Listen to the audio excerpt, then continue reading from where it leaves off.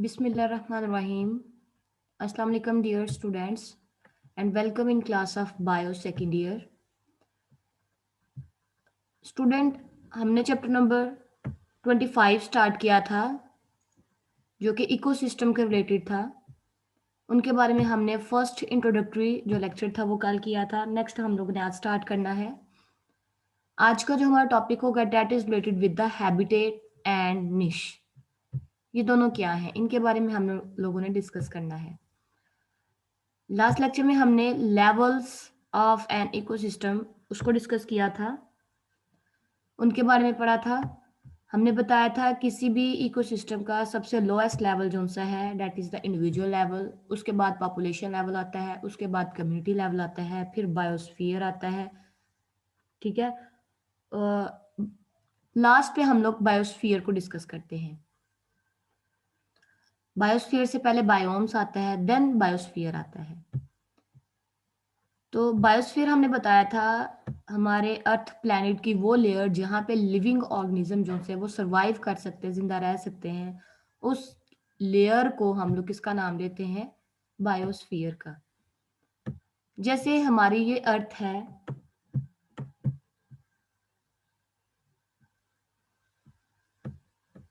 ये हमारी जमीन है.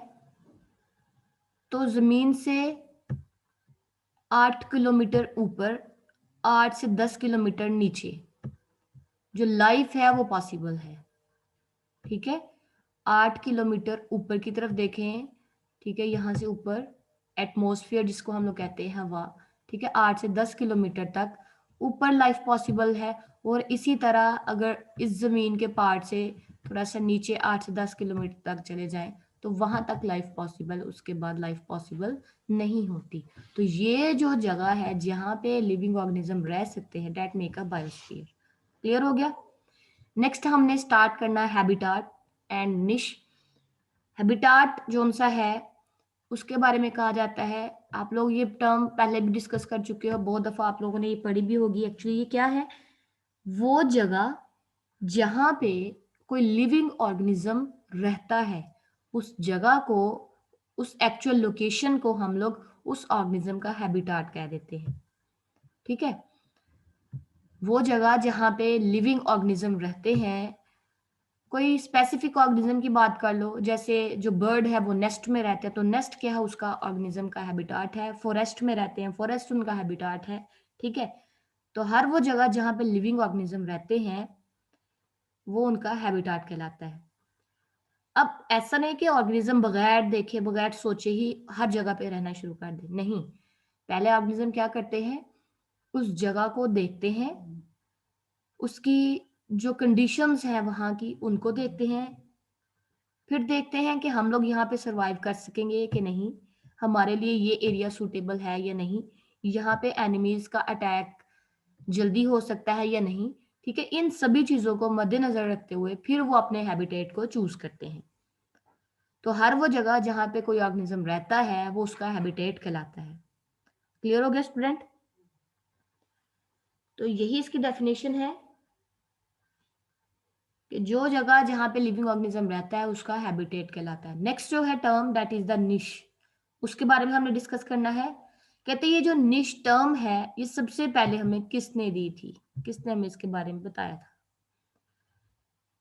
एक साइंटिस्ट थे, 1917 की ये बात है, जिनका नाम था जोसेफ ग्रिनल इनका नाम था. और ये अमेरिका के रहने वाले थे और ऑर्निथोलॉजिस्ट थे. ऑर्निथोलॉजिस्ट किसे कहते हैं? ऐसे ऑर्गेनिज्म, ऐसा पर्सन जो बर्ड की स्टडी कर रहा हो उसको ऑर्निथोलॉजिस्ट कहते हैं. ये जो जोसेफ ग्रीनल थे वो ऑर्निथोलॉजिस्ट थे, बर्ड की स्टडी करते थे. Who study about bird first propose the term निश इन इकोलॉजी. इकोलॉजी के अंदर इन्होंने सबसे पहले जो टर्म निश थी उसके बारे में हमें बताया था. बेसिकली निश क्या है? निश भी हैबिटेट की ही तरह की टर्म है लेकिन थोड़ा सा डिफरेंस है इनमें. निश कहते हैं, यहाँ पे देखें वर्ड्स का जो है वो थोड़ा सा चेंजिंग है. एक्चुअली मीनिंग दोनों का ऑलमोस्ट सेम है. Ultimate distributional unit.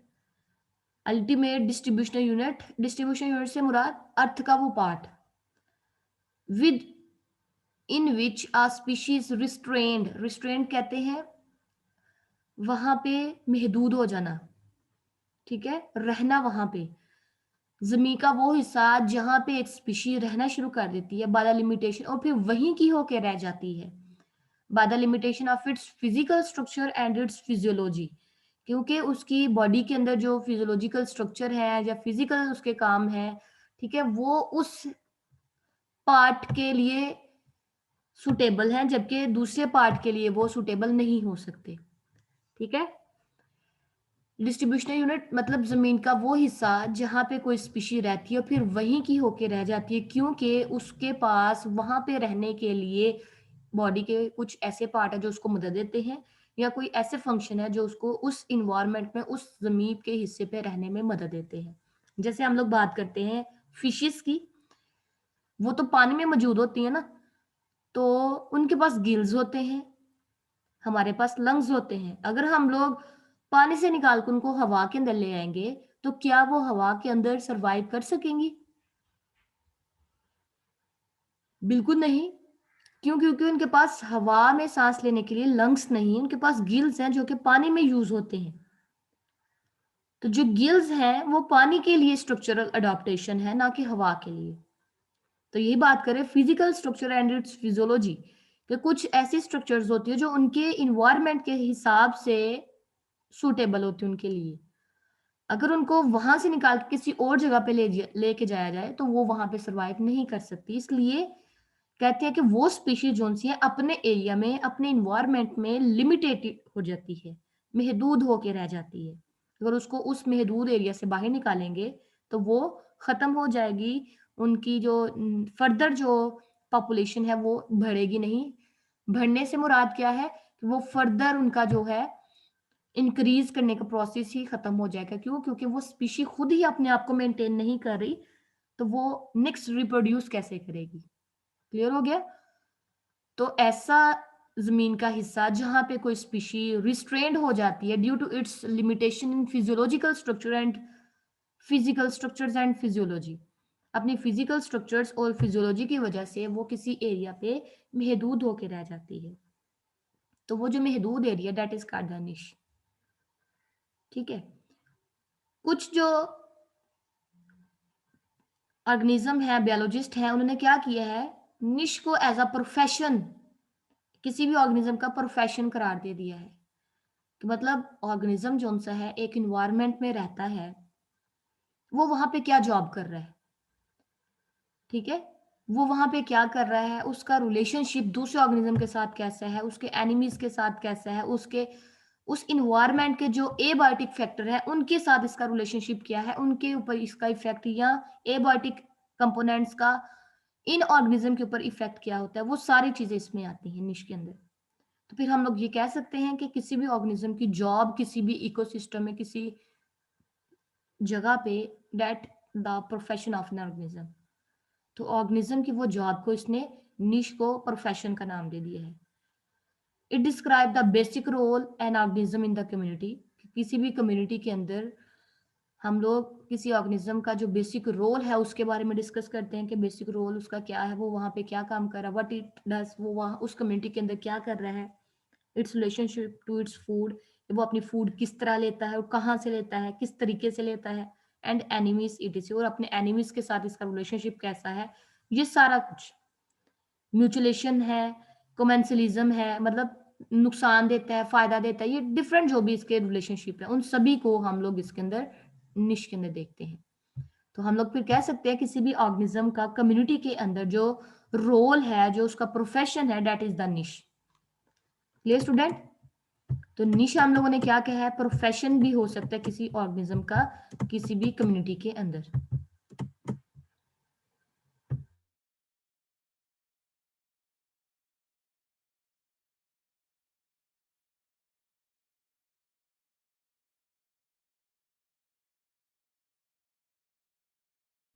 उसके बाद चार्ल्स एटर्न थे, एक और scientist, considered the niche the basic role of an organism in the community, बिल्कुल वही जो ऊपर बात की गई है कि ये चार्ल्स एंटन ने बताया था कि कम्युनिटी के अंदर ऑर्गेनिज्म का जो रोल है दैट इज कॉल्ड द निश, कि वो वहां पे क्या करता है, उसका रिलेशनशिप क्या है और वो कैसे फूड वगैरह हासिल करता है, उसका एनिमीज के साथ रिलेशनशिप क्या है, ये सारा कुछ निश के अंदर ही आता है। तो उसने कहा था he defined the niche as the species occupation. Occupation field को ही कहते हैं, जॉब को कहते हैं, प्रोफेशन को ही कहते हैं ना। तो इसने भी निश को क्या किया था, क्या नाम दिया था, स्पीशीज का ऑक्यूपेशन। Clear student? तो ये था निश के रिलेटेड और हैबिटेट के रिलेटेड। हैबिटेट हमने कहा था जो लोकेशन है किसी भी ऑर्गेनिज्म की रहने की एक्चुअल लोकेशन, उसको हैबिटेट कहते हैं। निश भी एक्चुअली वही है, लेकिन थोड़ा बहुत उसमें डाइवर्सिटी इसने ला दी है, प्रोफेशन का नाम दे दिया है, इसके ऑक्यूपेशन का नाम दे दिया, जॉब का नाम दे दिया है, जिसमें हम लोग कम्युनिटी के अंदर एक ऑर्गेनिज्म का जो रोल है उसको डिस्कस करते हैं। नेक्स्ट आगे देखें तो बहुत इंपॉर्टेंट आप लोगों का शॉर्ट क्वेश्चन है दो, एक जो है डिफरेंस पूछा जाता है अटिकोलॉजी एंड सिनकोलॉजी। ऑटोकोलॉजी क्या होता है? ऑटो मीन सेल्फ, ठीक है। अगर एक हम लोग एक पॉपुलेशन को डिस्कस करें, उसी के बारे में हर चीज को पढ़े, तो that is called the autecology. तो इसकी प्रॉपर डेफिनेशन देखें क्या होगी, the study of relationship of a single population to its environment. अगर हम लोग एक इन्वायरमेंट देख रहे हैं, वहां पे अगर सिंगल पॉपुलेशन को जस्ट हम लोग पढ़ेंगे, उनके बारे में देखेंगे, तो वो क्या कहलाती है? It is called the ऑटोकोलॉजी। जैसे आप लोगों की क्लास है बायो की, वहां पे सभी स्टूडेंट्स बैठे हों, टीचर्स हैं, वहां पे कुछ हम लोगों ने प्लांट्स को रख दिया है, कुछ वहां पे माइक्रो ऑर्गेनिजम्स पड़े हुए हैं, लेकिन उन सब में से अगर हम लोग सिर्फ और सिर्फ स्टूडेंट्स के बारे में जाने, उनके बारे में पढ़ें, तो मतलब सिंगल पॉपुलेशन के बारे में हम लोग डिस्कस कर रहे हैं, ठीक है, ह्यूमन की population, that is called the ऑटोकोलॉजी। इसी तरह एक राइस का फील्ड है, ठीक है, चावलों का खेत है, वहां पे हमने क्या किया है, वहां पे चावलों के खेत के अंदर कुछ कुछ जो प्लांट है किसी और स्पीशी के भी होंगे, वहां पे माइक्रो ऑर्गेनिजम्स भी होंगे, वहां पे इंसेक्ट्स भी होंगे, वहां पे रैट्स भी होंगे, डिफरेंट पॉपुलेशन होंगी। लेकिन अगर हम लोग सिर्फ और सिर्फ जो राइस के प्लांट्स हैं, मतलब सिंगल पॉपुलेशन के बारे में पढ़ेंगे, that is called the autecology. तो the study of a single population to its environment, अगर सिंगल पॉपुलेशन को इन्वायरमेंट के अंदर हम लोग डिस्कस कर रहे हैं, उसको पढ़ रहे हैं, तो क्या कहलाता है? ऑटोकोलॉजी, ठीक है। एग्जाम्पल में आपकी बुक में बताई, if we study 50 to 100 plants of soybean, soybean सरसों के पौधे को कहते हैं, उसके प्लांट्स है एक 50 से 100 तक, ठीक है। और उनका effect of water pollution, water pollution का इफेक्ट उनकी ग्रोथ पे हम लोग या उनकी पैदावार में देखते हैं। We are studying the single or one population of soybean plant. तो उस इन्वायरमेंट पे सिर्फ सोयाबीन प्लांट तो नहीं ना होंगे, उसके अलावा इंसेक्ट भी होंगे, माइक्रो ऑर्गेनिजम्स भी होंगे, लेकिन चूंकि हम लोग सिर्फ और सिर्फ इन्हीं को डिस्कस कर रहे हैं, इन्हीं को पढ़ रहे हैं, तो ये जो वाटर का इफेक्ट है सोयाबीन के प्लांट के ऊपर सिर्फ एक ही स्पीशी पे है ना, बाकी स्पीशीज पे भी होंगे, लेकिन चूंकि हम लोग सोयाबीन को पढ़ रहे हैं, सिंगल पॉपुलेशन को पढ़ रहे हैं, तो that is called the ऑटोकोलॉजी। Clear student? तो ऑटोकोलॉजी क्या है? सिंगल पॉपुलेशन के बारे में डिस्कस करना, उनके बारे में पढ़ना, क्या कहलाता है? ऑटोकोलॉजी।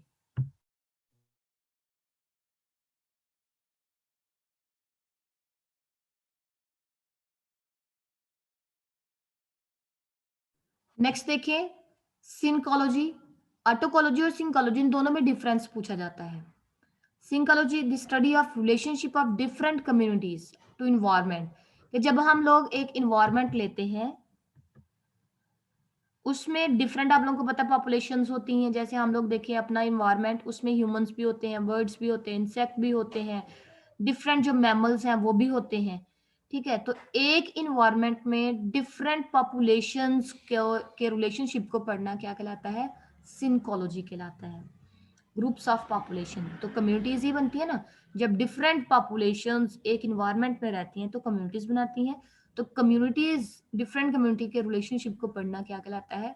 सिंकोलॉजी और कम्युनिटी इकोलॉजी, ठीक है। जैसे हमने आगे एग्जांपल दी है कि फील्ड था राइस का, उसमें आप लोग रैट को भी पढ़ोगे, अगर उसके अलावा जो है राइस के प्लांट्स को भी पढ़ोगे, माइक्रो ऑर्गेनिज्म के इफेक्ट को भी पढ़ोगे, हर चीज को पढ़ोगे, तो वो क्या कहलाएगी? सिंकोलॉजी।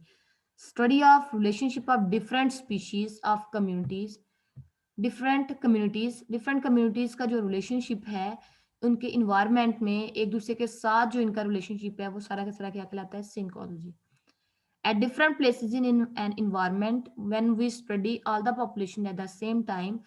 कहते जब एक इन्वायरमेंट में मुख्तलिफ जगहों पे हम लोग सारी पॉपुलेशंस को इकट्ठे ही एक ही वक्त में पढ़ते हैं तो उसको क्या कहलाते हैं, सिंकोलॉजी। अब ऐसा नहीं है कि अगर ये इन्वायरमेंट हम लोग डिस्कस कर रहे हैं, यहाँ पे अगर प्लांट पॉपुलेशन है तो मे भी दूसरे जो इकोसिस्टम दूसरा इन्वायरमेंट है वहां पे प्लांट पॉपुलेशन है, ये लेकिन हम लोग इसको डिस्कस नहीं करेंगे इस वाले को। क्यों? क्योंकि ये इसका जो इन्वायरमेंट है वो जो प्लेस है वो चेंज हो जाएगी ना। हम लोग तो सिंगल प्लेस को हम लोग एक जो सेम प्लेस है सेम टाइम है उस वक्त हम लोग डिस्कस करेंगे। क्लियर हो रहा पॉइंट कि एक जगह पे एक वक्त में जो जो चीजें मौजूद हैं उन सब के बारे में पढ़ना सिंकोलॉजी कहलाता है। हालांकि रैट पॉपुलेशन प्लांट पॉपुलेशन तो बाकी जगहों पे भी होगी, उनको हम लोगों ने डिस्कस नहीं करना, हमने सेम प्लेस की बात कर रहे हैं, सेम टाइम की बात कर रहे हैं। तो उस वक्त तमाम पॉपुलेशंस के बारे में पढ़ना, उनके बारे में डिस्कस करना सिंकोलॉजी कहलाता है। Studying the community or synecology, जब हम लोग इसका जो सेकंड नेम है that is called the community ecology. क्योंकि इकोलॉजी किसे कहते हैं? ऑर्गेनिजम्स का या कम्युनिटीज का अपने इन्वायरमेंट के साथ जो रिलेशनशिप है उसको इकोलॉजी कहते हैं ना। तो फिर हम लोग कहते हैं synecology is also the community ecology. ठीक है, इसका सेकंड नेम ये है। We have to see the various aspects of community. इस कहते हैं सिंकोलॉजी में हम लोग क्या क्या चीजें डिस्कस करते हैं, क्या क्या चीजें देखते हैं। कम्युनिटी का ओरिजिन कब हुआ, कि ये कम्युनिटी बनी कब है इस इन्वायरमेंट में, उस कम्युनिटी की स्ट्रक्चर कैसी है, मतलब वहां पे कौन कौन सी पॉपुलेशंस है, कौन कौन से ऑर्गेनिजम्स रह रहे हैं, and composition of the community, और कंपोजिशन कम्युनिटी की क्या है। इन सब चीजों को हम लोग इस सिंकोलॉजी के अंदर डिस्कस करते हैं। We have to consider the history of community. Community की पूरी हिस्ट्री भी हम लोग देखते हैं कि इसमें पहले कैसी कम्युनिटी थी ये वाली, फिर कैसी थी, फिर कैसी, सारी की सारी हिस्ट्री में हम लोग डिस्कस करते हैं। And also the dynamics of its. Dynamics कहते हैं कोई भी ऐसी चीज जो फिक्स ना हो, जो चेंज होती है, उसको हम लोग डायनामिक का वर्ड यूज करते हैं। तो चूंकि आप लोग को पता है कम्युनिटीज कभी भी फिक्स नहीं होती, इसके जो मेंबर हैं कम्युनिटीज के पॉपुलेशंस के वो चेंज होते रहते हैं, कभी ज्यादा है कभी कम है, कभी किसी की डेथ हो जाती है, कभी कोई रिप्रोड्यूस करके न्यू ऑर्गेनिज्म बना देता है। ठीक है, तो ये क्या करते हैं, फिक्स नहीं होती, इनका नंबर जो है पॉपुलेशंस का, जो ऑर्गेनिजम्स का कम्युनिटीज के अंदर वो चेंज होता रहता है, so that it is dynamic. तो वो नंबर चेंज क्यों हुआ है, किसकी वजह से हुआ है, मतलब अगर कोई ऑर्गेनिज्म की डेथ हो गई तो उसकी डेथ क्यों हुई है, तो अगर रिप्रोड्यूस ज्यादा कर रहा है तो क्यों हो रहा है, क्योंकि उसके पास न्यूट्रिएंट्स ज्यादा होंगे। तो ये सारी चीजें जो सी हैं हम लोग इस सिंकोलॉजी के अंदर डिस्कस करते हैं।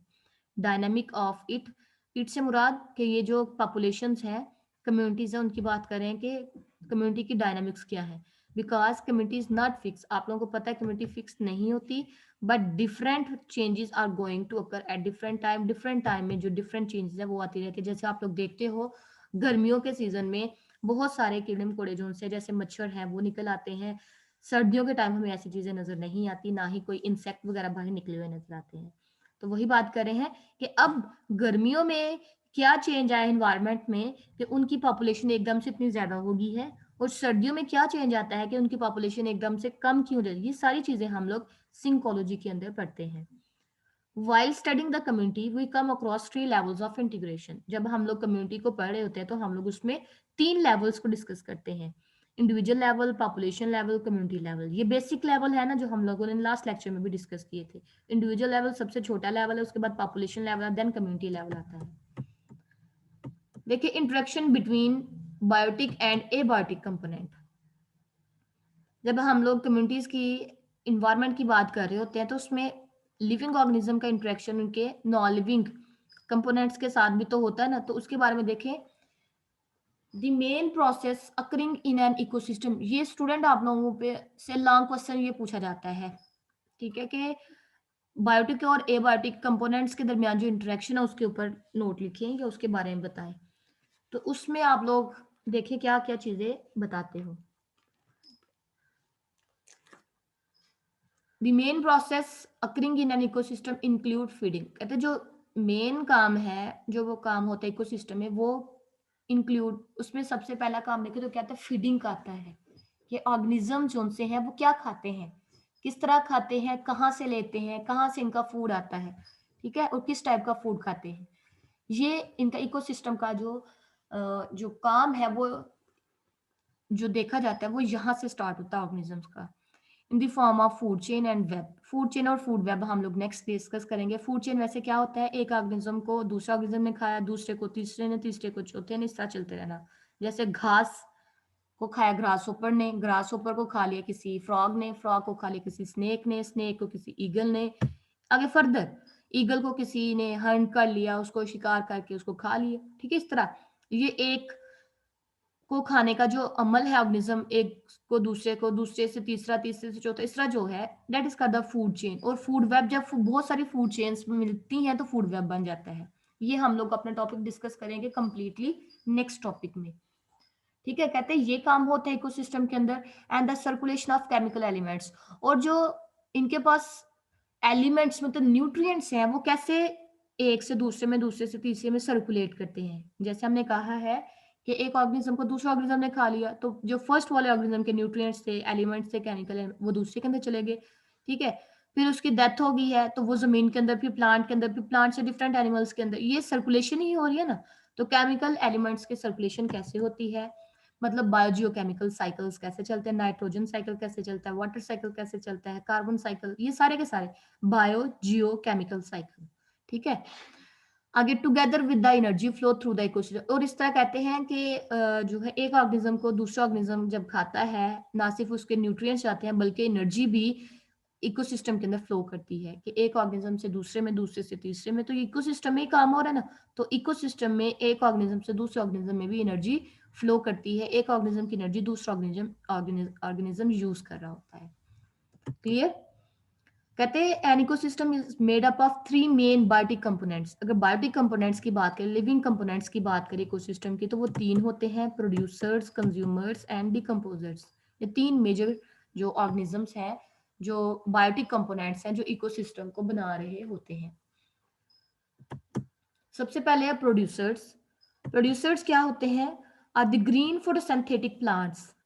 आप लोगों ने ये चीजें पहले पढ़ी हुई हैं, जस्ट यहाँ पे आपको थोड़ा ब्रीफली बता रहे हैं। प्रोड्यूसर्स क्या है, these are the green photosynthetic plants. ऐसे प्लांट्स जो फोटोसिंथेसिस करते हैं उनको हम लोग प्रोड्यूसर्स कहते हैं। Which capture and bring light energy into the ecosystem, जो क्या करते हैं, लाइट एनर्जी को यूज करते हैं, उसको कैप्चर करते हैं पहले, फिर उससे फूड बनाते हैं, फिर वो फूड जोन से उनके इकोसिस्टम में सर्कुलेट करता है। Light energy into the ecosystem, light energy को फूड की फॉर्म में इकोसिस्टम में लेके आता है, फिर वो इकोसिस्टम के अंदर वो फूड जोन सा है डिफरेंट फॉर्म्स में मूव करता है। They are able to manufacture organic food.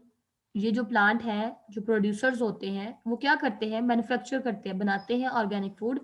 Organic food मतलब ऐसा फूड जिसमें CH बॉन्ड मौजूद हो, ठीक है। ये C और H जोन से हैं, ये दोनों इकट्ठे पाए जाएं, दोनों एलिमेंट्स इकट्ठे पाए जाएं, तो देन उस फूड को, उस सब्सटेंस को हम लोग ऑर्गेनिक फूड का नाम देते हैं या ऑर्गेनिक सब्सटेंसेस कहते हैं।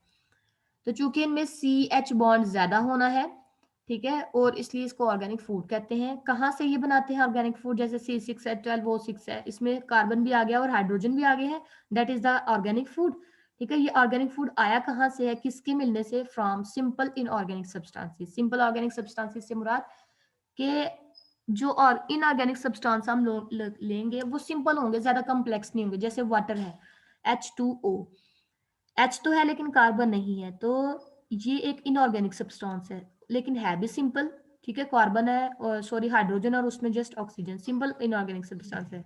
इसी तरह कार्बन डाइऑक्साइड है, CO2, इसमें कार्बन तो है लेकिन हाइड्रोजन नहीं है। तो जब कार्बन डाइऑक्साइड और वाटर मिलते हैं, इनऑर्गेनिक सब्सटेंस मिले हैं, तो इससे हमारे पास फूड जो कि ग्लूकोज की फॉर्म में ये बना देते हैं। So that they are called autotrophic, इसलिए हम लोग इन ऑर्गेनिजम्स को क्या कहते हैं, ऑटोट्रॉफिक ऑर्गेनिजम्स है। नेक्स्ट देखिए कंज्यूमर्स। कंज्यूमर्स ऐसे ऑर्गेनिज्म को कहा जाता है जो खुद अपनी खुराक नहीं बना सकते, ठीक है, ये अपने खुराक जो से दूसरे ऑर्गेनिज्म से लेते हैं। तो देखिए consumers are all the organisms, वो तमाम ऑर्गेनिज्म, प्राइमरी एनिमल्स, मोस्टली हम लोग उन एनिमल्स की बात करते हैं, विच ऑब्टेन एनर्जी, जो एनर्जी लेते हैं डायरेक्टली और indirectly from the producers. Producer से डायरेक्टली या इनडायरेक्टली वो एनर्जी लेते हैं एज रेडीमेड ऑर्गेनिक फूड, जैसे कि उनको बना बनाया खुराक मिल जाती है, उनको खुद से नहीं बनाना पड़ती। तो ऐसे ऑर्गेनिज्म जो खुद फूड नहीं बनाते बल्कि प्रोड्यूसर से फूड लेते हैं, डायरेक्टली ले या इनडायरेक्टली, उन ऑर्गेनिजम्स को, उन एनिमल्स को हम लोग कंज्यूमर्स का नाम देते हैं। जैसे डायरेक्टली हम लोग उनसे क्या करते हैं, सब्जियां वगैरह ले लेते हैं, ठीक है। तो या फिर इनडायरेक्टली से मुराद कि उन प्लांट्स को किसी और ने खाया, फिर उन ऑर्गेनिजम्स को हमने खा लिया, ठीक है। तो ये हो गया इनडायरेक्टली। डायरेक्टली या इनडायरेक्टली हम लोग कंज्यूमर जो उनसे हैं वो प्रोड्यूसर से ही फूड लेते हैं। They are mainly heterotrophic organism, इसलिए कंज्यूमर्स को हम लोग हेटरोट्रॉफिक ऑर्गेनिजम्स का नाम देते हैं। Clear students? नेक्स्ट देखें, थर्ड लेवल है जो decomposers. Decomposers are mainly the fungi and bacteria. Fungi और बैक्टीरिया को हम लोग डिकम्पोजर्स का नाम देते हैं। विच ऑब्टेन, ये भी अपनी फूड या एनर्जी कहाँ से लेते हैं? From the dead and decaying plants and animals. ये प्लांट या एनिमल्स, वो एनिमल्स जो जिनकी डेथ हो चुकी है, उनसे ये अपनी फूड लेते हैं। ये इन डेड बॉडीज को या डेड डिकेइंग प्लांट्स को मजीद तोड़ते हैं, क्योंकि ये जो डिकम्पोजर होते हैं इनमें से स्पेशल टाइप के एंजाइम्स या केमिकल्स रिलीज होते हैं। क्लियर हो गया? केमिकल्स वगैरह रिलीज होते हैं जो क्या करते हैं, डेड बॉडीज की फर्दर ब्रेकडाउन करते हैं, इनको तोड़ फोड़ देते हैं और फिर इनके जो न्यूट्रिएंट्स होते हैं उनको ये ले लेते हैं एज अ फूड। यही बात है, they release chemical elements as ion. जो चीजें ये रिलीज करते हैं आयंस की फॉर्म में केमिकल्स को रिलीज करते हैं उन डेड बॉडीज पे, और फिर उनसे ये अमोनिया वगैरह, नाइट्रेट्स, पोटेशियम, फास्फेट, कैल्शियम वगैरह, प्रोटीन, जो भी फर्दर इनकी फर्दर छोटी छोटी ब्रेकडाउन करके इनको ये एब्जॉर्ब कर लेते हैं। इस तरह ये क्या करते हैं, अपनी फूड को हासिल कर लेते हैं डिफरेंट ऑर्गेनिज्म से। Clear student? तो ये 3 लेवल हैं जो अभी हमने डिस्कस किए हैं। तो ये यहाँ पे हमारा टॉपिक कंप्लीट हो रहा है। थोड़ा सा जो नेक्स्ट इसका पोर्शन है वो हम लोग कल डिस्कस करेंगे। आज के लिए स्टूडेंट इतना ही काफी है। नेक्स्ट जो होगा वो हम लोग नेक्स्ट डिस्कस करेंगे। आज के लिए यहाँ पे इतना ही काफी है। ओके स्टूडेंट, अल्लाह हाफिज।